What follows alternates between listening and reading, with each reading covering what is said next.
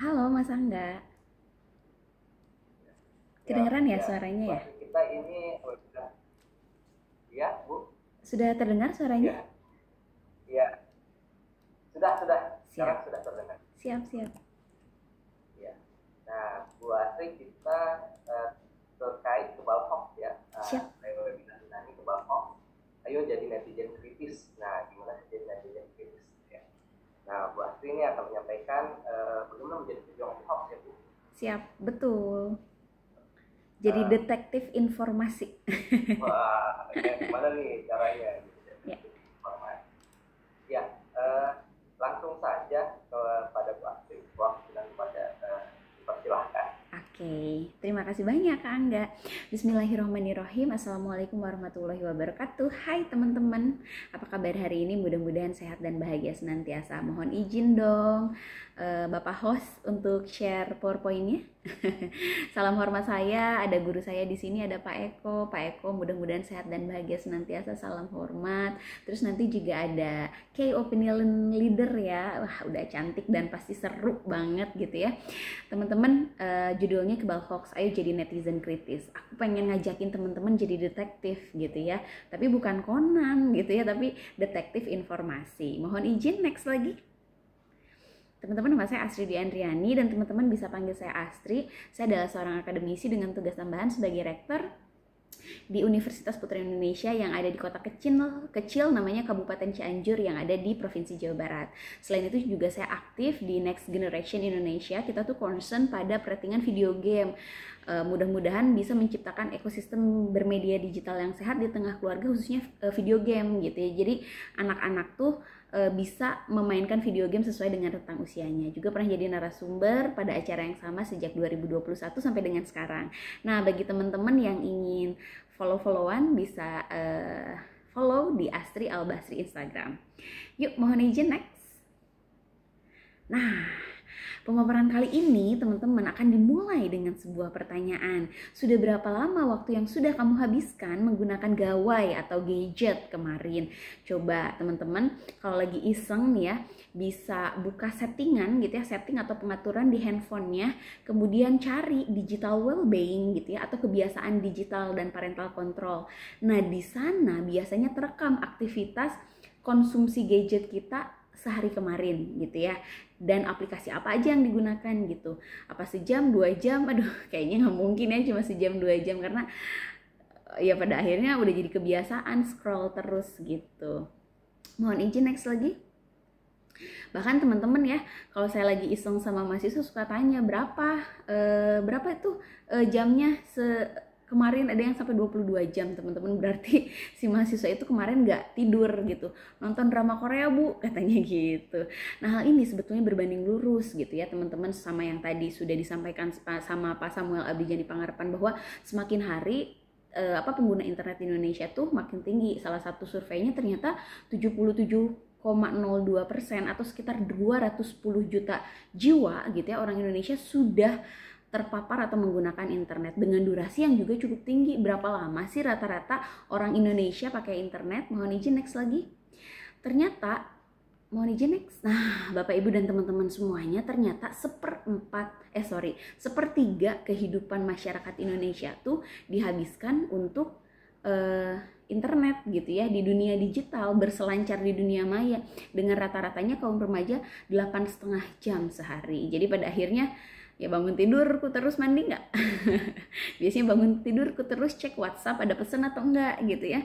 Terus ada yang berapa yang udah nge-love di Instagram misalkan kayak gitu ya. Pada akhirnya internet ini jadi kebutuhan dasar gitu ya. Bukan cuma sandang pangan papan kayak hierarchy of need-nya Maslow, tapi ternyata jadi kebutuhan utama karena sekarang tuh kan kita udah masuk ke revolusi yang keempat ya, revolusi industri yang keempat, di mana segala aktivitas kita tuh terkoneksi dengan IoT atau Internet of Things. Mau belanja online ya harus pakai internet, mau transaksi, mau sekolah pakai internet, ngerjain tugas, cari hiburan ya pada akhirnya pakai internet gitu ya. Mohon izin next lagi. Nah, pada akhirnya media sosial menjadi sumber utama kita mengakses informasi.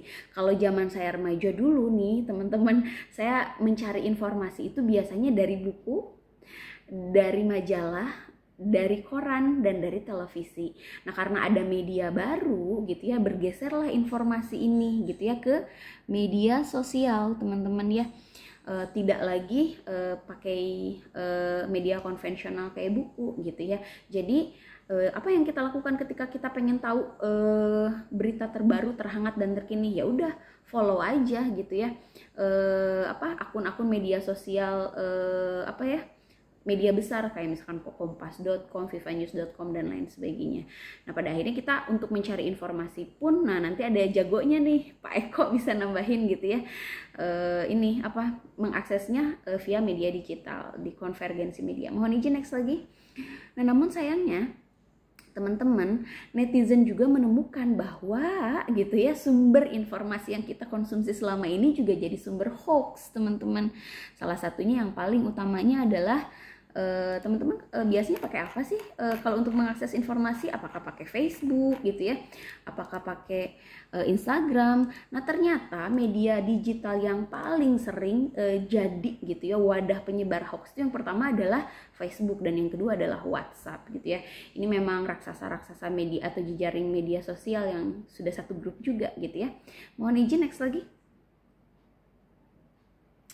Nah, pada akhirnya hoax itu atau ya hoax lah ya, salah satu isu utama di literasi digital. Nah, ini yang pengen diperangin sama Pak Eko gitu ya, sama Kementerian Komunikasi dan Informasi gitu, karena bahayanya tuh laten banget gitu ya, berbahaya sekali gitu ya, sampai WHO tuh bilang gitu ya, infodemi itu informasi yang hoax tentang pandemi itu sama bahayanya dengan pandemi itu sendiri, karena bisa mempengaruhi sikap seseorang dalam memutuskan pilihan kesehatan gitu ya. Contoh misalkan ketika seseorang yang sering terpapar berita hoax bahwa vaksin itu berbahaya, contohnya ya, pada akhirnya dia nggak mau divaksin, kan seberbahaya itu hoax itu. Makanya jadi musuh utamanya literasi digital gitu ya.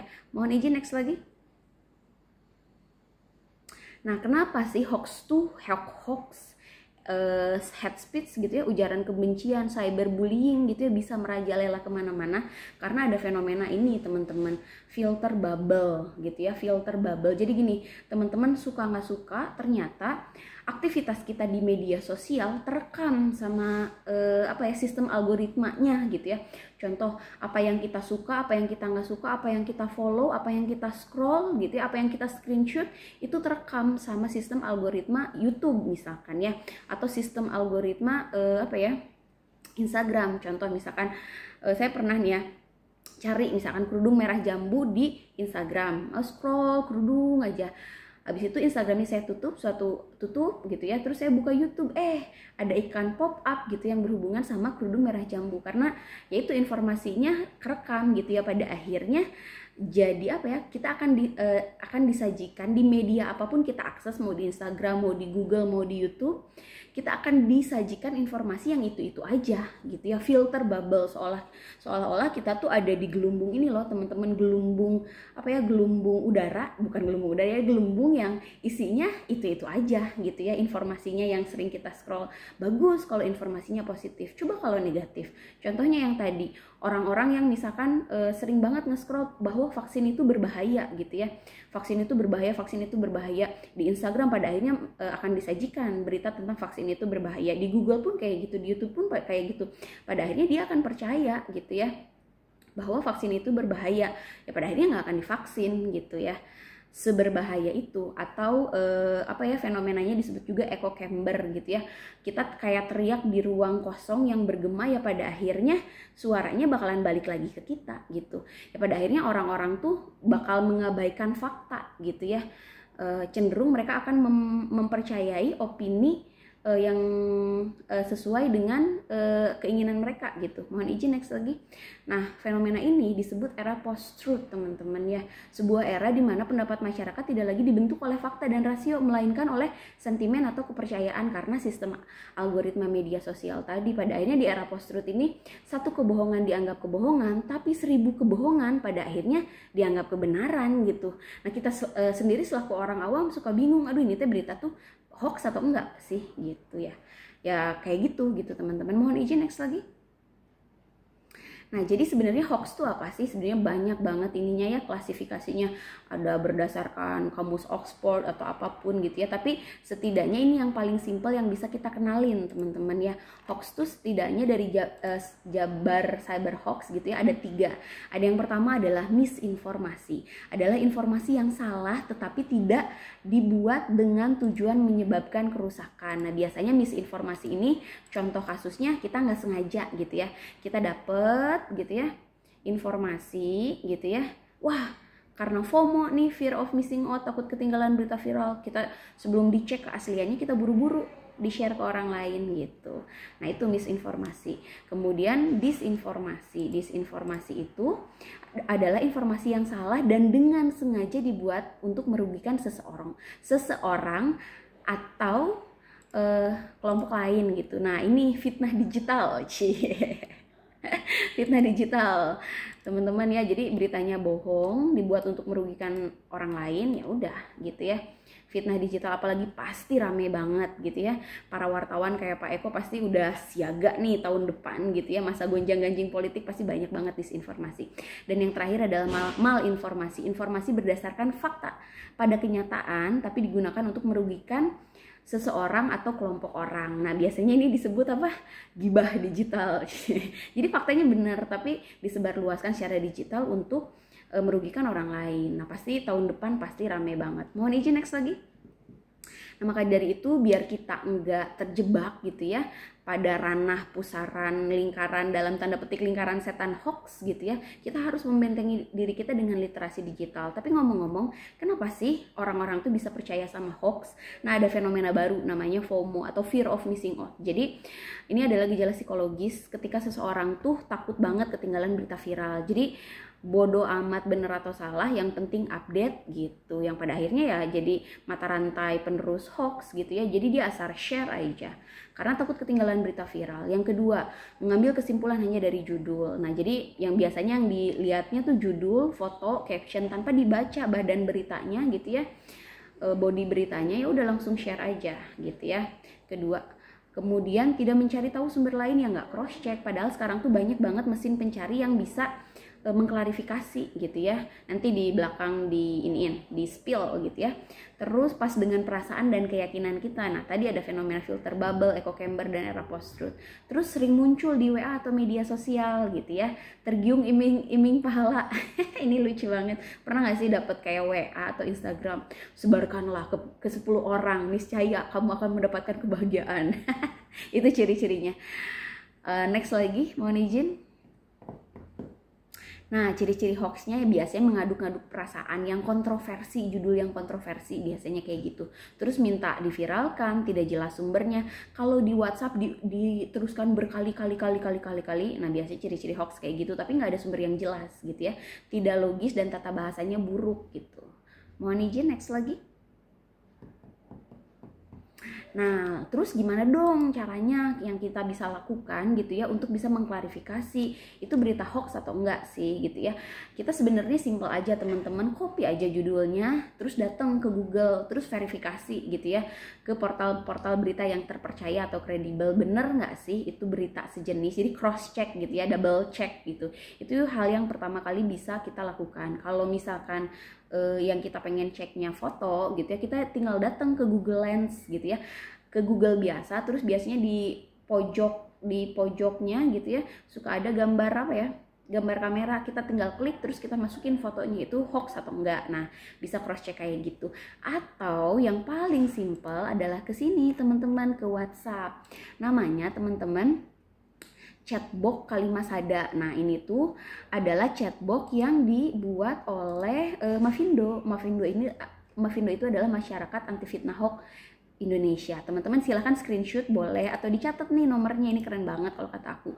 085921600500. Nah, jadi teman-teman tinggal save, misalkan boleh namanya Kalimasada atau boleh namanya apa ya, cek hoax gitu. Kemudian ketik huruf asal, abis itu dikirimin. Nah biasanya dia suka ngasih balasan otomatis. Yang pertama bisa cek hoax, yang kedua bisa cek fakta terbaru, tips and trick tentang kami dan privacy. Nah dari situ kita ini teman-teman, kita bisa ketik angka 1. Ketika diketik angka 1, nah dia memunculkan gitu ya layanan, silahkan masukkan kata kunci yang akan Anda cari. Nah misalkan berita apa yang misalkan kita bingungin, contohnya apakah vaksin berbahaya. Nah dari situ biasanya suka dia mengklarifikasi apakah berita itu benar atau enggak, dengan cara apa, dengan cara ngirimin berita-berita terkait dari media yang kredibel. Jadi kita lebih lebih paham lagi gitu. Oh berarti berita ini hoax, oh berarti berita ini fakta. Sesimpel itu via WhatsApp. Mohon izin next lagi. Ya, think before posting ya, itu jargon yang kayaknya paling keren gitu ya. Jadi kita harus cross check dulu, harus mikir dulu sebelum posting. Yuk jadi generasi anti hoax. Sekian Bapak Ibu dan teman-teman semuanya, mohon izin next lagi kesimpulan dari pemaparan kali ini. Mohon izin next. Ya, dunia digital adalah dunia kita sekarang ini. Mari mengisinya dan menjadikannya sebagai ruang yang berbudaya, tempat kita belajar, berinteraksi, tempat anak-anak kita nanti bertumbuh kembang, sekaligus tempat di mana kita sebagai bangsa hadir dan bermartabat gitu ya.